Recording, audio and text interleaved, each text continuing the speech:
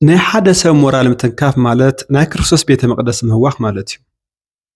ናይ ሓደ ሰብ ሞራል ምትንካፍ ማለት ናይ ክርስቶስ ቤተ መቅደስ ምህዋኽ ማለት እዩ። እዚ ካበይ ኣምፂኻዮ እንተልካኒ ኣብ ልዕሊ ሓዊ ዝቁጣዕ ኩሉ ፍርዲ ይግብኦ ስለ ዝበለ እዩ። ብምቁጣዕ ጥራሕ ከመይ ፍርዲ እግዚኣብሔር ይረክብ ክትብለኒ ትኽእል። ብምቁጣዕ ጥራሕ ከመይ ፍርዲ እግዚኣብሔር ይረክብ ትብለኒ ትኸውን። እቲ ኣብ ልዕሊ ሓዊ ዝቁጣዕ ናይ ክርስቶስ ቤተ መቅደስ ስለ ዝህውኽ እዩ። እቲ ቤተ መቅደስ ንሱ ናይ ሰማያዊ ንጉስ ቤተ መቅደስ እዩ። እቲ መቅደስ ንሱ ሰማይን ምድርን ዝፈጠረ ኣምላኽ ዝቅደሰሉ እዩ። ኣብ ልዕሊ ሓውካ እንትቁጣዕ ነዚ ቤተ መቅደስ ኢኻ ተውኽ።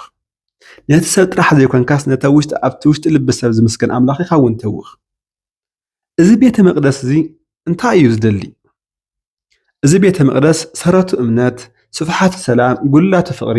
እዚ ቤተ መቅደስ ሰረቱ እምነት፣ ስፍሓቱ ሰላም፣ ጉልላቱ ፍቕሪ እዩ። ኣብ ልዕሊ ቁጥዕ ዝበፅሐ ሰብ እንታይ ይስምዖ? ሕርቃን፣ ንደት፣ ታሕተዋይነት ይስምዖ።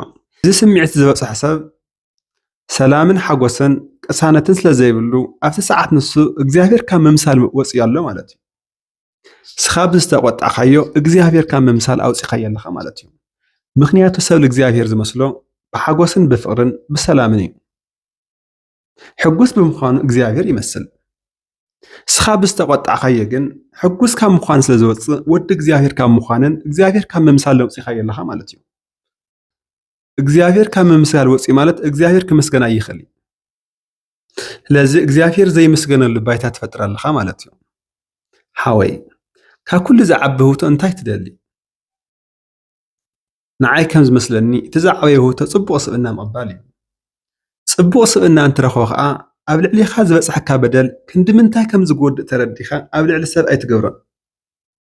ስለዚ ዝበደሉኻ ሰባት ሂቦምካ ኣለዉ ማለት እዩ። ስለዚ ዝብድሉኻ ሰባት ፅቡቕ ስብእና ሂቦምካ ኣለዉ ማለት እዩ።